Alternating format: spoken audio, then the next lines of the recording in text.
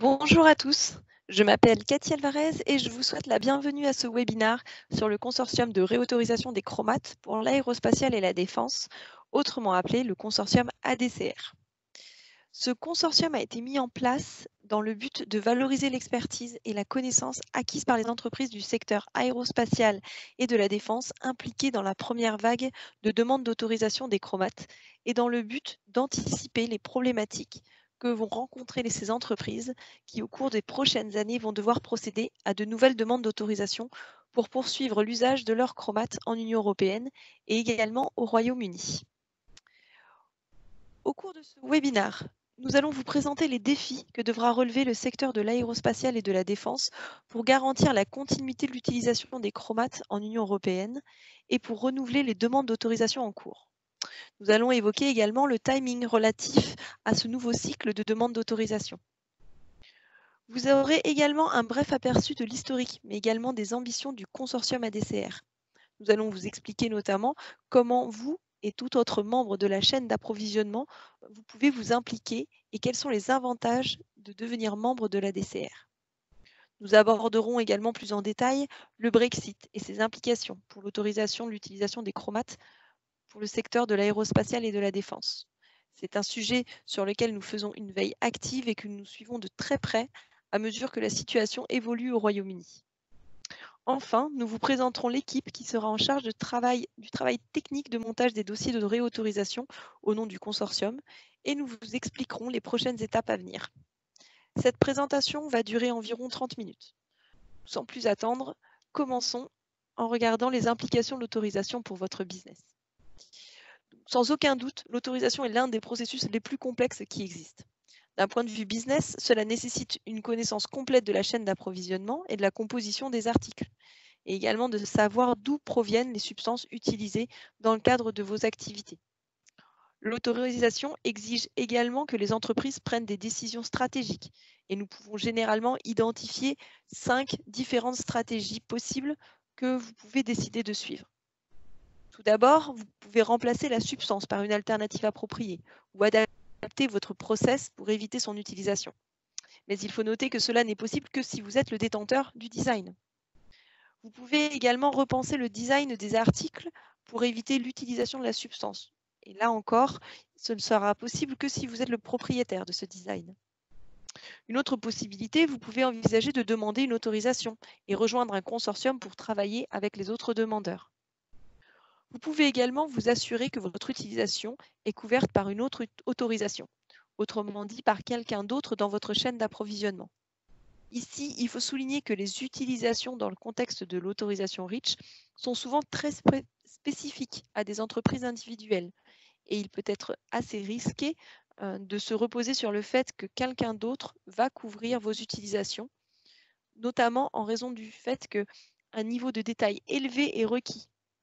Ce niveau de détail concerne généralement des informations sur la manière dont vous utilisez la substance, sur les expositions possibles, l'impact d'une non-autorisation, la disponibilité de solutions de remplacement, tout ce qui est lié au plan de recherche et développement et puis plan de substitution. C'est pourquoi il est essentiel, si vous comptez sur quelqu'un d'autre pour couvrir votre utilisation, que vous lui transmettiez tous ces détails liés à votre utilisation et que vous répondiez activement aux questionnaires ou sollicitations de récolte d'informations qu'il pourrait vous transmettre. Dernière possibilité, vous pouvez toujours cesser d'utiliser la substance en Union européenne. Les entreprises doivent vraiment peser le pour et le contre de chacune de ces options. Et pour le faire correctement, il est essentiel d'anticiper cela et se préparer à temps. Comme nous l'évoquerons plus tard, pour certaines demandes d'autorisation de chromates, le temps disponible peut être en effet assez court. L'urgence est particulièrement préoccupante pour ces entreprises du secteur aérospatial et défense où un certain nombre de facteurs rendent compliquée la substitution et qui doivent avoir recours donc nécessairement à une autorisation. Si on ajoute cela aux difficultés posées par le processus lui-même qui, comme nous le disions, est assez complexe, il est d'autant plus important de prendre une décision rapidement et d'anticiper toutes ces difficultés. Qu'en est-il du statut des autorisations REACH des chromates? Un total Au total, 9 entrées de l'annexe 14 de REACH relative aux composés du chrome 6 rentrent dans le périmètre des travaux du consortium ADCR. On les voit ici à l'écran. La sunset date ou date limite d'utilisation initiale était fixée au 21 septembre 2017 pour 5 d'entre eux et au 22 janvier 2019 pour les 4 restants, à droite. Des demandes d'autorisation ont été soumises pour 8 substances à la suite des travaux menés par 3 consortiums. Ces 3 consortiums sont le CETAC, Chromium Trioxide Authorization Consortium, le CCST, Chromium 6 Compounds for Surface Treatment, et le GCCA, Global Chromates Consortium for Aerospace. Si au cours de la vie du consortium ADCR, d'autres composés du chrome 6 supplémentaires sont identifiés comme des substances extrêmement préoccupantes et sont priorisées pour rentrer à l'annexe 14 de REACH, elles pourront toujours être prises en compte si elles sont jugées pertinentes pour le secteur de l'aérospatial et la défense. Cette décision sera prise par le comité de pilotage du consortium qui pourra décider de les inclure ou non. Comme indiqué précédemment, une autorisation est accordée pour une ou plusieurs combinaisons spécifiques substance-utilisation et pour des chaînes d'approvisionnement en aval du demandeur. En ce qui concerne les demandes déjà soumises, celles-ci sont en cours et se trouvent à différents stades du processus d'acceptation. Certaines ont été votées, d'autres sont sur le point de l'être et d'autres encore sont en suspens. Pour les 8 chromates demandés, les dates limites d'utilisation ou sunset date sont maintenant dépassées. Cela signifie que pour ces substances, toute entreprise qui souhaite poursuivre légalement son utilisation dans l'espace économique européen doit appartenir à la chaîne d'approvisionnement d'un demandeur précédent et que son utilisation entre dans le champ de la demande d'autorisation soumise. Une fois les autorisations accordées par la Commission européenne, une entreprise sera donc couverte par l'autorisation à condition que son usage soit conforme aux conditions préconisées par la Commission européenne et que le titulaire de l'autorisation se trouve bien dans la chaîne d'approvisionnement amont de cet utilisateur. En ce qui concerne les décisions d'autorisation en attente, à quoi peut-on s'attendre? Il est possible que les demandeurs d'autorisation ne se voient pas accorder les durées d'autorisation initialement escomptées. En outre, la Commission européenne devrait imposer certaines conditions fixant des mesures de gestion des risques à adopter par les utilisateurs, ainsi que des exigences relatives à la collecte et à la soumission à l'ECA de données complémentaires liées au suivi de l'exposition des travailleurs. Cette exigence de monitoring aura certes un impact très fort sur toute la chaîne d'approvisionnement des chromates, mais elle va surtout conduire de fait à la collecte de données qui vont être générées par tous les utilisateurs de chromates et qui seront très précieuses pour tout le travail qui sera mené ensuite dans le cadre de la réautorisation de ces utilisations. Nous allons maintenant examiner les défis auxquels est confronté le secteur aérospatial et défense dans le cadre de la réautorisation des chromates. Tout d'abord, l'industrie est dépendante de divers chromates pour répondre aux exigences fonctionnelles. La navigabilité et la sécurité sont une priorité absolue pour ce secteur et des matériaux et formulations à haute performance doivent être utilisés. La sécurité est un point très critique pour cette industrie et elle implique que toute modification apportée au produit soit nécessairement accompagnée de preuves robustes quant à la conformité des normes en vigueur. Même si cela est réalisable, cela peut prendre plusieurs années. De plus, le volume d'utilisation des chromates peut ne pas être particulièrement élevé lorsque l'on considère le marché global de ces substances.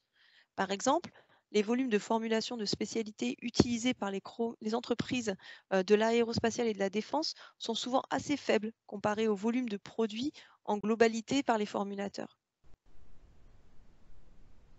Donc potentiellement, cela peut conduire un formulateur lors de son analyse de rentabilité à ne pas considérer comme prioritaire ces usages et ne pas s'impliquer dans les demandes d'autorisation. Il est donc crucial que l'industrie elle-même prenne les mesures proactives pour permettre la poursuite de ces utilisations pertinentes. La nature complexe aussi des chaînes d'approvisionnement de l'aérospatiale et de la défense est une autre problématique très importante. Il y aura probablement plusieurs utilisations en aval et de multiples utilisateurs d'un chromate en particulier. Bon nombre de ces utilisateurs sont des petites ou moyennes entreprises ou peuvent ne pas avoir les ressources techniques pour établir leur propre demande d'autorisation en tant qu'utilisateur en aval. Le type d'utilisation peut être très variable et étant donné la complexité des chaînes d'approvisionnement dans ce secteur, le niveau de visibilité de l'ensemble de la chaîne d'approvisionnement est souvent très médiocre. tous les acteurs de la chaîne d'approvisionnement ne peuvent pas demander une autorisation, mais tous les usages spécifiques doivent être inclus dans une demande pour qu'ils soient correctement couverts par l'autorisation, ce qui est fondamental pour la poursuite d'un usage. Compte tenu du potentiel d'une demande d'autorisation upstream, il est essentiel, avant même d'examiner les informations requises pour le rapport sur la sécurité chimique, l'analyse alternative ou encore l'analyse socio-économique, de considérer les différents points suivants. Tout d'abord, quelles sont les utilisations? Par exemple, quelle fonction précise joue le chromate en question? Comment est-il utilisé? Est-ce que la substance est pulvérisée, appliquée au pinceau, utilisée en bain? Comment le chromate est-il fourni? Est-ce que c'est sous forme liquide, sous forme solide? Est-ce que des alternatives potentielles sont disponibles? Sont-elles réalisables sur le plan technique et économique? Combien de temps faudra-t-il pour les mettre en œuvre? La situation est d'autant plus compliquée que tous les acteurs de la chaîne d'approvisionnement n'auront pas les mêmes intérêts commerciaux pour une combinaison de données, usage, substance. Il convient également de rappeler que dans la plupart des cas, les demandes d'autorisation seront des réautorisations. Ces réautorisations à soumettre feront l'objet d'un examen encore plus approfondi que la première fois, en particulier à la lumière du récent arrêt de la Cour de justice européenne qui a annulé l'autorisation précédemment accordée à un formulateur de pigments à base de chromate de plomb, au motif que le demandeur n'avait pas démontré la non-disponibilité sur le marché d'alternatives appropriées. De plus, comme évoqué plus tôt, les autorisations des chromates qui seront accordées aux demandeurs précédents seront accompagnées d'exigences relatives à des données de surveillance, de monitoring, de l'exposition, des travailleurs notamment, plus complètes, et à l'obligation pour les utilisateurs finaux d'appliquer des mesures de gestion des risques et des conditions opératoires plus strictes. Il sera alors essentiel de démontrer le respect de ces exigences pour garantir de plus longues périodes de révision dans le cadre de la réautorisation. Du fait de ces conditions imposées par les autorisations initiales ou d'une description d'utilisation plus spécifique et plus précise élaborée dans le cadre des travaux de la DCR, il pourra peut-être s'avérer nécessaire de scinder certaines utilisations et donc de les traiter dans des demandes d'autorisation distinctes. Dans certains cas, cela pourra même conduire à identifier de nouvelles utilisations. Cela pourrait donc nécessiter de nouvelles demandes d'autorisation. Étant donné que les dates limites d'utilisation sont maintenant passées, il est urgent d'identifier ces nouveaux usages et de commencer à travailler sur ces demandes d'autorisation en priorité. Il ne devrait pas y en avoir beaucoup, mais pour s'en assurer, il faut que la conformité de chaque utilisation aux conditions associées aux demandes initiales soit bien vérifiée. Le consortium ADCR est bien sensibilisé à tous ces défis, et pour cette raison, il a été mis en place avant même que les autorisations initiales ne soient accordées, afin de laisser suffisamment de temps pour cartographier tous les usages pertinents des chromates et pour permettre une planification prudente des délais de réautorisation. Qu'en est-il de la formation du consortium ADCR? 7 membres du pré-consortium coordonnent actuellement la mise en place du consortium ADCR. Toutes ces sociétés, dont l'identité pourra être indiquée à toute société signataire d'un Memorandum of Understanding, d'un MOU, ont déjà été impliquées dans les travaux des premiers consortiums d'autorisation des chromates. Ces 7 entreprises travaillent depuis début 2019 sur la mise en place de plusieurs éléments. Tout d'abord, une communication avec les demandeurs des consortiums précédents. Ils ont également mis en place une consultation pour la gestion administrative et technique du consortium, ainsi que la sélection d'une équipe de consultants. Un accord de consortium et un contrat de service technique ont également été mis en place. Et enfin, ils coordonnent l'organisation de ces webinars et la réunion de lancement qui a eu lieu en septembre dernier, ainsi qu'une large communication pour présenter l'existence et les objectifs de ce consortium. Nous allons détailler maintenant l'ampleur des travaux à mener au sein de ce consortium. En ce qui concerne les secteurs à couvrir, le travail sera beaucoup plus centré sur les problématiques spécifiques des entreprises comme la vôtre. Nous allons nous concentrer sur l'utilisation des chromates dans le secteur de l'aérospatial et de la défense, ainsi que dans la production de tout ce qui est dérivé aéro, c'est-à-dire des demandes d'autorisation civile de composants ou équipements de l'aérospatial. Les utilisations non aérospatiales et non liées à la défense pourraient être envisagées ponctuellement si, pour des raisons spécifiques, le comité de pilotage du consortium décide qu'elles devraient être couvertes. Nous nous concentrerons donc dans un premier temps sur les chromates actuellement sur la liste à autorisation. Cependant, comme précédemment, le consortium est prévu pour durer plusieurs années. Et si au cours de cette période, d'autres composés du chrome pertinents pour l'industrie aérospatiale sont ajoutés à la liste, ils pourront être intégrés à nos travaux, sous réserve bien sûr de l'approbation du comité de pilotage du consortium. Dans le cadre de l'ADCR, nous visons toujours les demandes d'autorisation upstream, c'est-à-dire portées par la chaîne amont, comme c'était le cas auparavant. Et le point de départ est les utilisations décrites par les 3 consortiums initiaux. Tous les usages de l'aérospatiale et de la défense couverts par ces consortiums seront couverts. Nous collaborons actuellement avec les demandeurs précédents afin d'obtenir leur soutien pour les prochaines demandes upstream prévues, et les résultats obtenus jusqu'à présent sont très encourageants. Prévoyons la participation notamment de plusieurs demandeurs précédents à la DCR. Cependant, le périmètre de ces utilisations sera évalué de façon très précise. Les leçons qui sont tirées de la première série de demandes d'autorisation guideront globalement la stratégie de montage des dossiers d'autorisation de la DCR et le niveau de détail qui doit y figurer. Nous connaissons les points faibles et les lacunes des dossiers précédents pour lesquels tout le monde était en phase d'apprentissage. Les demandes qui ont été soumises ultérieurement ont notamment démontré que plusieurs erreurs, plusieurs insuffisances qui avaient été identifiées sur les demandes précédentes ont été corrigées. Nous sommes engagés à répondre dans la mesure du possible à toutes les critiques formulées par les comités de l'ECA et les autorités au sujet des demandes initiales. Dans ce contexte, certaines utilisations précédemment demandées peuvent être réautorisées à condition qu'au moins un membre du consortium utilisateur payant y ait un intérêt. D'autre part, il conviendrait de définir plus précisément certaines utilisations pour répondre aux critiques formulées par les comités de l'ECA et aux conditions également imposées par la Commission européenne. La définition plus stricte de certaines utilisations permettra également de mieux cibler l'analyse, ce qui augmentera les chances d'obtenir des résultats positifs lors de la demande d'autorisation. Toute nouvelle demande d'autorisation et tout nouveau demandeur est le bienvenu s'il relève du secteur de l'aérospatiale et de la défense, et pour les usages également des dérivés associés. Cependant, ces nouvelles demandes d'autorisation ne pourront bénéficier de dispositions transitoires que si elles sont couvertes par une demande soumise avant la date limite de soumission, la fameuse LAD. Concrètement, si au moins un utilisateur final intéressé est disposé à prendre en charge le coût d'une telle nouvelle demande, la priorité clairement sera donnée à cette soumission le plus rapidement possible afin d'éviter toute interruption de ses activités. Enfin, les autorisations au Royaume-Uni, UK REACH, entreront dans le champ de demande d'autorisation si nécessaire en plus du REACH en Europe. Les autorités britanniques ont donné des indications sur les exigences du nouveau système britannique REACH. Mais à la date et les conditions exactes de sortie du Royaume-Uni de l'Union européenne sont encore incertaines. Nous suivons aujourd'hui de très près ce sujet. Et puis, si des mesures urgentes sont nécessaires, par exemple, si des demandes initiales d'autorisation doivent être soumises à nouveau, cela sera traité en priorité, bien évidemment.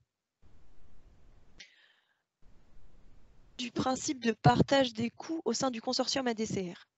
Nous avons bien conscience que les coûts de préparation, de soumission et de suivi d'instruction d'une demande d'autorisation constituent un facteur très important pour ceux qui souhaitent rejoindre le consortium. L'objectif est de rendre au plus juste ce partage des coûts et encourager la participation aussi large que possible de tout acteur. Contrairement à ce qui a été fait dans les consortiums précédents, les utilisateurs finaux ici assumeront les coûts de préparation du dossier et les frais de soumission. Les coûts de préparation des dossiers seront spécifiques à chaque utilisation et prendront en compte le nombre de membres de l'ADCR qui sont concernés par un couple utilisation-substance. Les demandeurs upstream peuvent appartenir à la catégorie de membres non payants, mais ils ne peuvent devenir membres non payants que si un ou plusieurs utilisateurs finaux payants soutiennent leur utilisation en aval associé. Et bien sûr, si ces demandeurs upstream ne possèdent pas eux-mêmes une utilisation qui doit être couverte dans une demande d'autorisation.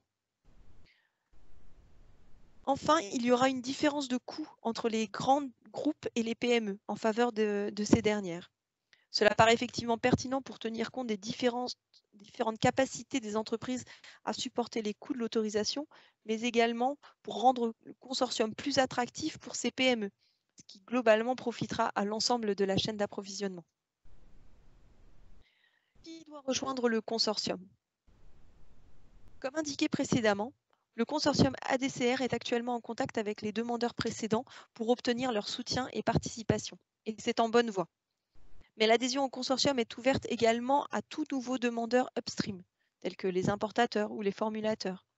Ceux-ci seront particulièrement importants pour les demandes soumises aux autorités britanniques post-Brexit. Au-delà des demandeurs, toute personne impliquée dans la chaîne d'approvisionnement de l'aérospatiale et de la défense et qui utilise des chromates ou s'appuie sur des composants traités avec des chromates peut potentiellement devenir membre du consortium ADCR.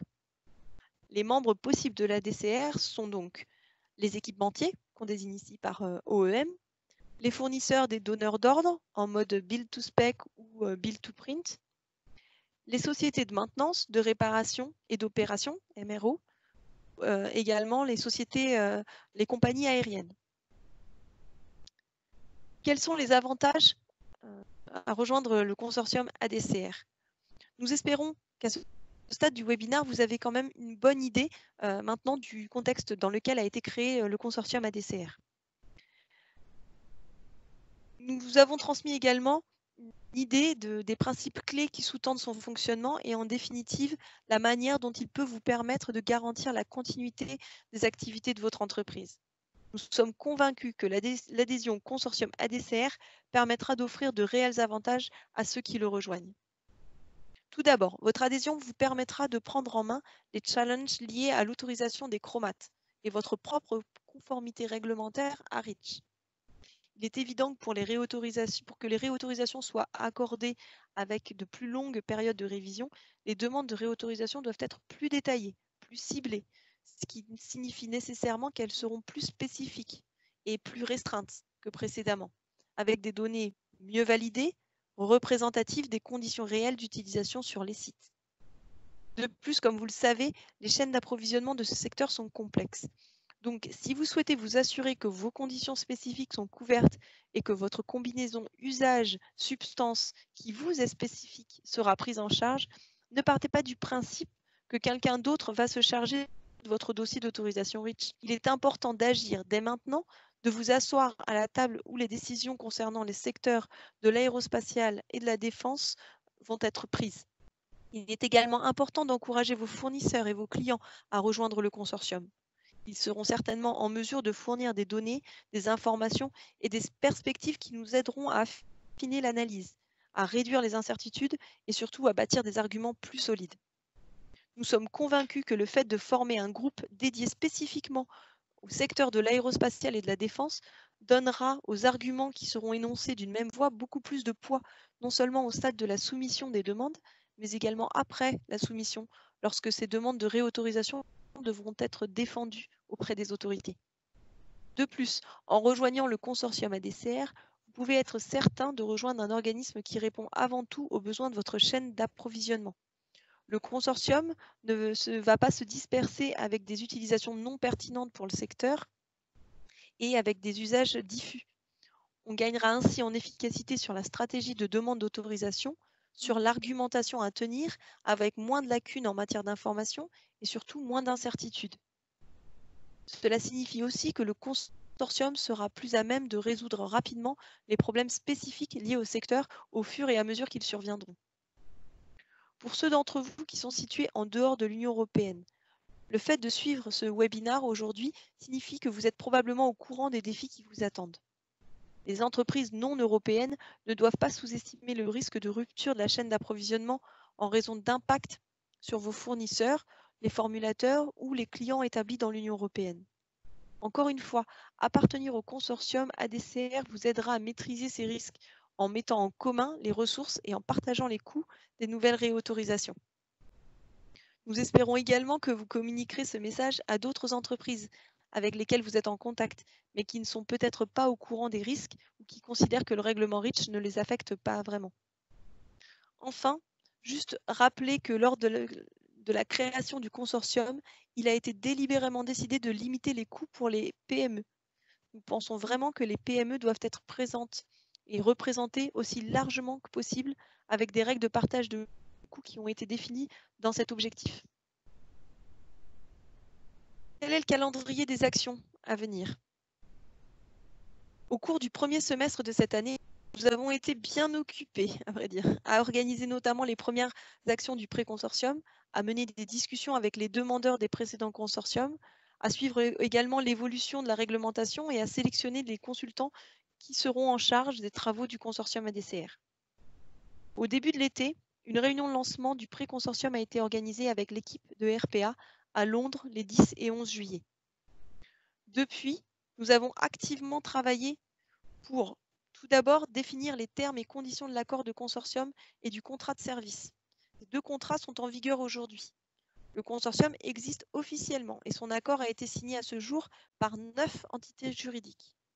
Selon les dispositions de l'accord, les membres du consortium qui adhéreront à la DCR avant le 20 décembre 2019 seront considérés comme membres fondateurs, ce qui s'accompagnera de certains avantages. Nous avons également déployé des efforts considérables pour faire connaître le consortium, notamment en étant présents au Salon de l'aéronautique du Bourget en juillet, à la conférence de l'A3TS à Nantes en novembre, et à travers une interview de Chemical Watch aussi, en prenant contact avec un large éventail d'associations professionnelles, d'instituts et d'organisations intergouvernementales, telles que l'Agence spatiale européenne et l'Agence européenne de la défense. Vous avez peut-être aussi vu l'article sur la DCR dans la news hebdomadaire de l'ECA en août dernier. Nous avons également mis en place un site web dédié à la DCR. Ce site web constitue une source importante d'informations que nous mettons régulièrement à jour, donc n'hésitez pas à vous y rendre régulièrement. L'adresse est indiquée ici à l'écran. Également, le 20 septembre dernier a eu lieu à Bruxelles la réunion de lancement du consortium. Donc, à la suite de ce kick-off meeting, l'accord de consortium a été envoyé aux participants et au cours de ces dernières semaines, nous avons accueilli de nouveaux membres. Depuis, nous recevons également régulièrement des demandes d'entreprises qui souhaiteraient avoir plus de précisions sur le fonctionnement du consortium, sur les avantages de l'adhésion, etc. N'hésitez pas à nous contacter si vous aussi vous posez des questions et souhaitez avoir des réponses à celles-ci. Suite à cette réunion, nous avons initié une analyse préliminaire de cadrage au cours de laquelle les membres du consortium ont été invités à déclarer leur couple utilisation-substance, également tout ce qui est données dont ils disposent et qui sont prêts à partager avec les consultants, en particulier les données de monitoring. Ces membres seront dans un deuxième temps invités à fournir des informations sur la structure de leur chaîne d'approvisionnement. Et sur la base de cette collecte préliminaire d'informations, un calendrier des activités de réautorisation va pouvoir être établi. Si de nouvelles utilisations sont identifiées, comme indiqué, nous allons mettre en œuvre rapidement l'organisation de groupes d'utilisation spécifiques qui travailleront de manière urgente à l'élaboration de ces dossiers d'autorisation. De plus, comme indiqué précédemment, nous suivons de très près la prochaine sortie du Royaume-Uni de l'Union européenne et dès que cela se produira, les autorisations de toutes les utilisations précédemment demandées à l'ECA et qui intéressent le marché britannique seront soumises à l'agence britannique. Nous sommes en contact avec les autorités compétentes britanniques. Nous comprenons bien leurs exigences et nous continuerons à dialoguer avec elles pour veiller à ce que ces autorisations répondent bien à leurs attentes. Une fois que tous les cas urgents auront été identifiés et traités, les travaux sur les nouveaux dossiers de réautorisation des chromates commenceront. La DCR mettra en place et planifiera différents projets d'analyse préliminaire selon les groupes d'utilisation qui auront pu être définis. Pendant une période de 3 mois, les groupes d'utilisation constitués seront présentés et les nouveaux membres seront invités à s'y joindre s'ils le souhaitent. Cette approche permettra aux entreprises de devenir membres à un stade ultérieur, à un moment qui leur sera plus pertinent, en particulier pour leurs activités. À noter quand même que si une entreprise ne devient pas membre d'ici le 20 décembre 2019, elle sera considérée comme membre tardif, avec un petit surcoût associé à cela. Regardons maintenant la gestion du consortium et le support technique. Le marché pour la réalisation des prestations techniques de la DCR a été attribué à une équipe de consultants dirigée par Risk and Policy Analyst, RPA. RPA est au Royaume-Uni l'un des consultants en matière d'autorisation REACH les plus reconnus. Au cours de ces 4 dernières années, RPA a en outre eu l'occasion de consolider sa connaissance du domaine aérospatial, ses exigences et ses contraintes à travers sa collaboration avec l'IAEG, International Aerospace Environmental Group. RPA a également été en charge de l'élaboration de plusieurs dossiers de demande d'autorisation de chromates pour différents clients. Et il possède une très vaste expérience dans le développement des analyses alternatives et des analyses socio-économiques. RPA a également travaillé sur une étude d'impact des implications du Brexit sur les industries de produits chimiques britanniques et entretient des relations de longue date avec les autorités britanniques. Il existe également une société sœur RPA Europe basée en Italie, qui possède également une large expérience des autorisations REACH. RPA sera également accompagné par différents consultants. Tout d'abord, Fobig, une société de conseil allemande qui a préparé de nombreux rapports sur la sécurité chimique, CSR, dans le cadre des toutes premières demandes d'autorisation, et depuis aussi de nombreux CSR qui ont été développés pour des demandes d'autorisation de chromates. Ces CSR développés par Fobig se sont vus accorder de longues périodes de révision. RPA sera également accompagné de la filiale française de Bureau Veritas, qui détient une expertise à la fois sur les analyses de solutions de remplacement et également sur le CSR. À noter également la division aéronautique de Bureau Veritas qui est basée à Toulouse et qui compte une cinquantaine d'experts, principalement des ingénieurs du secteur européen, de l'aérospatial et de l'aviation civile, qui proposent des services spécialisés à ses clients, aussi bien côté des autorités de l'aviation civile que côté des équipementiers. Enfin, la gestion administrative et financière quotidienne du consortium a été confiée au bureau bruxellois de Field Fisher. Field Fisher est l'un des principaux cabinets d'avocats européens, comptant plus de 1450 employés répartis dans 24 bureaux. Il possède une vaste expérience dans la création et la gestion de consortiums dans le cadre de REACH et fournira régulièrement des conseils juridiques au consortium. Ensemble, cette équipe détient toute l'expertise nécessaire pour mener à bien les premières étapes, à savoir la cartographie de la chaîne d'approvisionnement, la communication le long de cette chaîne, puis pour l'élaboration des dossiers, le montage des analyses des alternatives, des analyses socio-économiques, des rapports sur la sécurité chimique spécifiques à l'autorisation et la gestion également administrative du consortium. Cette équipe possède également toute l'expérience et l'expertise nécessaires pour une assistance technique avant et après soumission des demandes d'autorisation. Il est important de noter que l'équipe peut intervenir dans différentes langues européennes majeures, telles que l'anglais, l'allemand, le français, l'italien et l'espagnol. Et RPA peut même étendre ses services à d'autres langues européennes. Vous trouverez l'adresse mail principale pour joindre le consortium ADCR, ici indiquée après à l'écran. Voilà, donc n'hésitez pas vraiment à nous contacter. Donc, quelques liens utiles. Nous espérons donc que vous avez maintenant une bonne vision des actions que le consortium ADCR envisage de déployer pour réautoriser l'utilisation de chromates, à la fois dans l'Union européenne mais également au Royaume-Uni. Ici, dans ce slide, vous avez un aperçu des différents liens pertinents et de l'adresse mail de ADCR sur laquelle toutes les demandes peuvent être envoyées. Le site web de l'ADCR, comme nous l'avons déjà évoqué, est régulièrement mis à jour avec les nouvelles et puis toutes les annonces qui peuvent être pertinentes. Donc nous vous invitons vraiment à le consulter régulièrement pour suivre toute notre actualité. Nous insistons encore une fois sur l'importance d'obtenir votre soutien pour rejoindre l'ADCR en tant que membre. N'hésitez pas à communiquer autour de vous aux entreprises potentiellement concernées de votre chaîne d'approvisionnement pour qu'ils en fassent de même et répondent a posteriori aux consultations qui leur seront adressées. Si vous représentez une association professionnelle, votre soutien pour le relais des messages transmis aujourd'hui à vos membres est déterminant pour le succès de nos travaux. Nous avons besoin de mettre en place une communication efficace avec tous les fournisseurs pour collecter des informations et réduire les incertitudes sur l'utilisation des chromates et ainsi montrer aux autorités les problématiques auxquelles est confronté le secteur de l'aérospatiale et de la défense et nous permettre aussi d'évaluer correctement les risques. Votre contribution est essentielle pour cela. Plus nous collecterons d'informations, plus nous serons en mesure de préparer des demandes d'autorisation robustes et convaincantes, dans l'intérêt de tous. Un dernier point sur lequel nous souhaitons insister est que si vous êtes basé en dehors de l'Union européenne, l'autorisation peut malgré tout être pertinente pour vous et votre contribution est également très importante. Par exemple, si vous êtes basé aux États-Unis mais exportez en Union européenne des mélanges contenant un chromate de l'annexe 14, les utilisations dans l'Union européenne peuvent nécessiter une nouvelle autorisation, ce qui présentera clairement un risque commercial pour vous ou vos clients. Dans l'intérêt de toutes les entreprises au niveau international du secteur de l'aérospatial et de la défense, qui dépendent notamment des formulateurs européens de chromates, il est essentiel d'identifier et d'évaluer les implications d'une non-autorisation et mettre ensuite en place des mesures pour garantir la continuité de l'approvisionnement. Ce n'est qu'en travaillant ensemble que nous pourrons surmonter les défis que présente l'autorisation et notamment la réautorisation d'Orange. Je vous remercie pour votre attention et je vous dis à bientôt au sein de la DCR.